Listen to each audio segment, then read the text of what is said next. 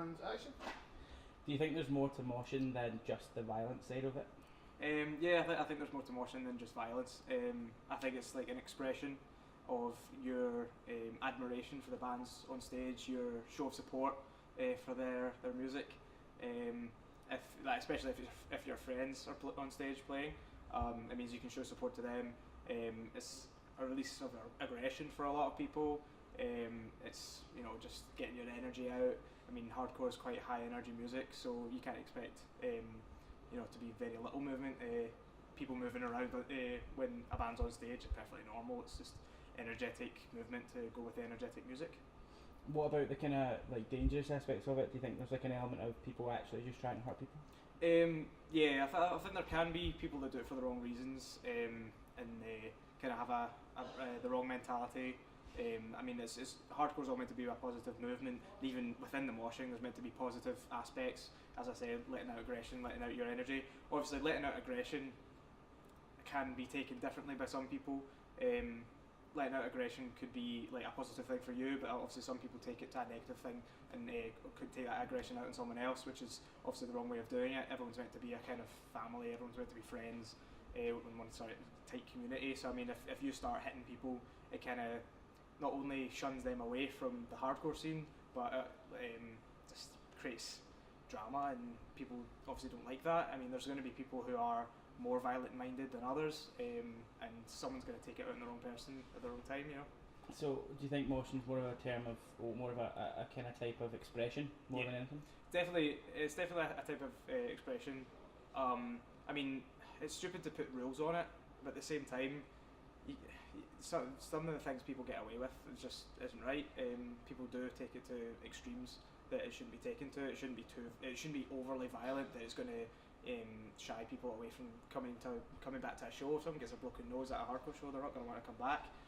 Fair enough, accidents happen, but malicious intent isn't the way it should be taken out. From a performer's point of view, do you like seeing that on stage? I always say I can't control what people are going to do. If people are going to do it, I'm on stage, I can't really stop it.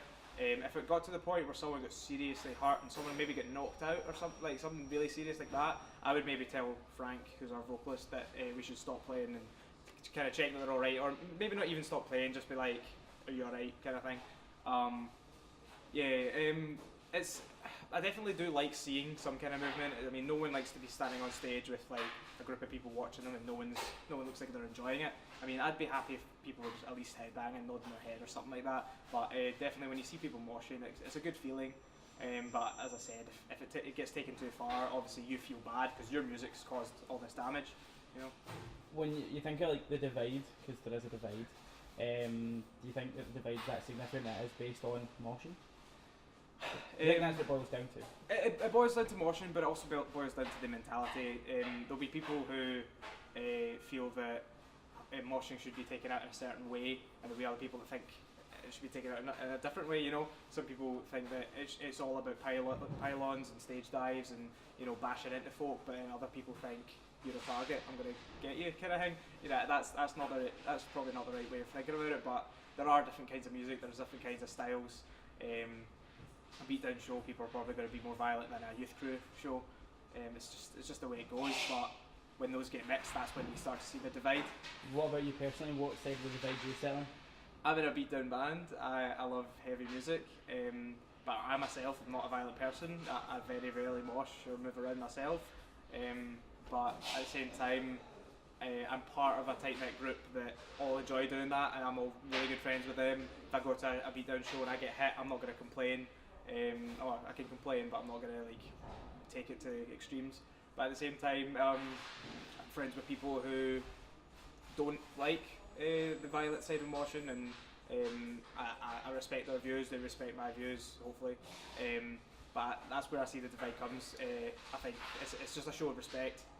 You do what you do, I do what I do. We should just respect that. Do you think that a band who has a reputation for having violent shows that could actually harm their reputation? It really can. Can you give an example? No. I mean, to put it the way that the guy wrote the article, it was the show that ruined hardcore, which was one of the very first hardcore shows I ever went to. Was the Heavy Hands release show in stereo.